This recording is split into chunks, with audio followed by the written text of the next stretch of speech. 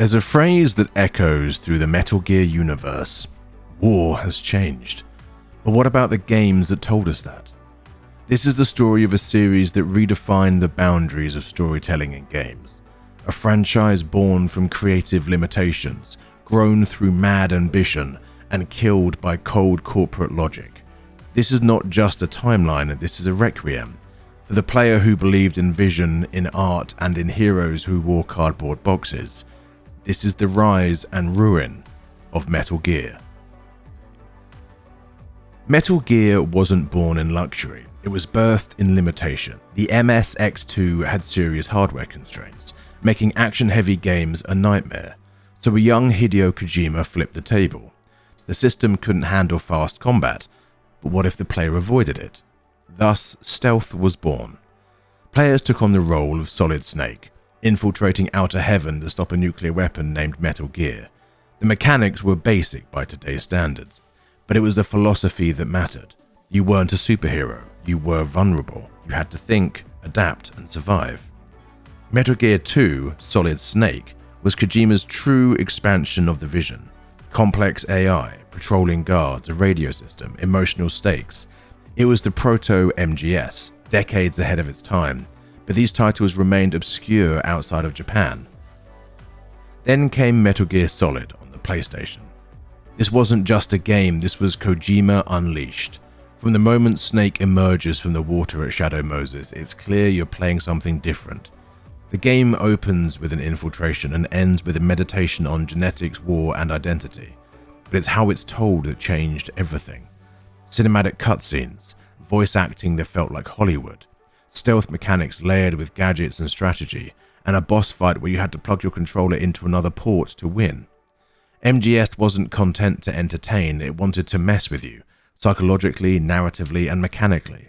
It sold over 6 million copies. It changed the industry overnight, and Kojima, he became a legend.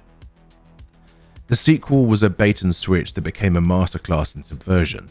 Metal Gear Solid 2 Sons of Liberty promised a return to Snake's world. The trailers showed him infiltrating a tanker, but that was just the prologue. Enter Raiden, a new protagonist, younger, naive, and intentionally blank. Fans were furious at the time, but Kojima wasn't trying to please, he was trying to warn. MGS2 was about memes, information control, post-truth, and artificial intelligence. In 2001, it predicted the world we live in now. The game ends not with a final boss, but with a philosophical monologue about free will. Sons of Liberty sold 7 million copies. Critics were torn. Fans were confused. But over time, it has been hailed as a prophetic masterpiece.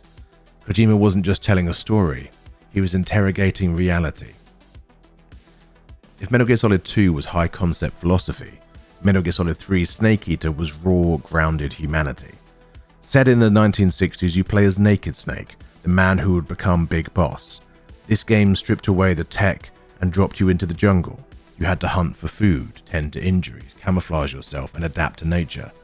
But beneath the survival mechanics was one of gaming's most heartfelt narratives. Snake's relationship with his mentor, the boss, anchors the entire series. The final fight in the Field of White Flowers remains one of the most emotionally devastating endings in gaming history. Snake Eater was a triumph. Critics and fans loved it. Over 4 million copies sold, but more than that, it cemented Metal Gear as a saga, not just a series. This wasn't just Snake's story, it was Kojima's epic. It was only getting more ambitious. By 2008, expectations were impossible. Metal Gear Solid 4 was the swan song. It attempted to wrap up nearly 20 years of convoluted narrative, fan service, character arcs, conspiracies, and betrayals, all while showcasing the full power of the PlayStation 3. The result was a game that was part movie, part stealth, part farewell. Cutscenes ran for over an hour. The gameplay evolved in real time. Old Snake had to adapt his body and tools to survive.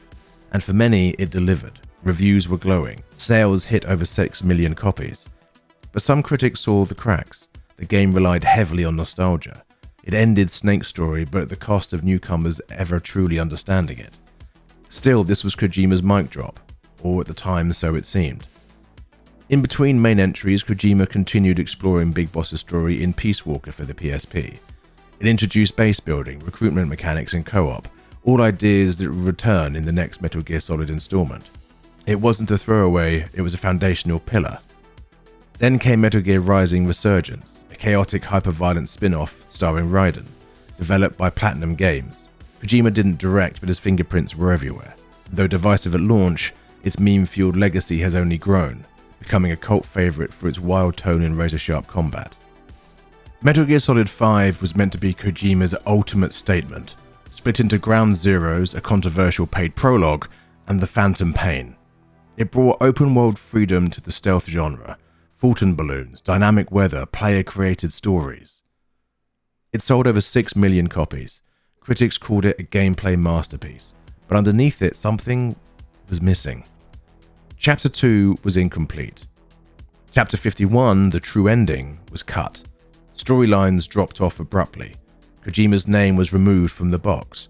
He was reportedly locked in a separate building during development. His studio was dissolved. Developers spoke of oppressive surveillance and limited access to resources. The final trailer played like a goodbye letter from game creator Hideo Kojima. He knew, and we did too. After Kojima's exile, Konami had full control. Their first act, Metal Gear Survive, a zombie survival game devoid of narrative tone or soul. It was built on the Fox engine, but it was hollow. Critics destroyed it, fans boycotted it, the game bombed, barely breaking 100,000 sales in Japan and globally underwhelming. Kojima's legacy had been reduced to microtransactions and a lifeless scavenging. Konami had the IP, but not the vision. While Konami tried to monetize nostalgia, Kojima rose from the ashes. He formed Kojima Productions, partnered with Sony, and created Death Stranding, a polarizing, brilliant, baffling masterpiece about connection in a broken world. It was the anti-Metal Gear. No guns, no espionage, just walking and meaning. Meanwhile, Konami teased fans with announcements: Metal Gear Solid Delta, Snake Eater, Master Collection Volume 1, and potential remakes. But with no Kojima, they feel like echoes. So what happened to Metal Gear? It soared higher than anyone thought possible, and it fell harder than anyone wanted, not because the game stopped selling, not because fans lost interest, but because vision cannot easily fit into a spreadsheet. Konami didn't kill Metal Gear, they just forgot what it meant, and they forgot what made it in the first place. But the fans remember the cutscenes, the codec call, the bosses that broke the fourth wall, the ending of Snake Eater, the twist in Sons of Liberty, the flower field, the ladder, the pain. Metal Gear is gone, but its ghost lingers. In every stealth game, in every fourth wall break, in every creator fighting against the machine. Because legends don't die, they become memory. And one day, maybe, the signal will return. A Metal Gear Solid Snake Eater remake is on the horizon. Am I excited for it? Yes, because I get to replay a Metal Gear Solid game in current gen graphics, which hopefully will be amazing. But will we see a new entity, a new entry into the Metal Gear Solid series, the likes of which match that which has come before? Without Kojima at the helm, are Konami able to deliver on what has come before? Or are we doomed to only ever see remakes and failed side projects from here on out? I would love to get your thoughts. As always, please do let me know in the comments. If you've enjoyed the video, please like and subscribe, and until next time, something.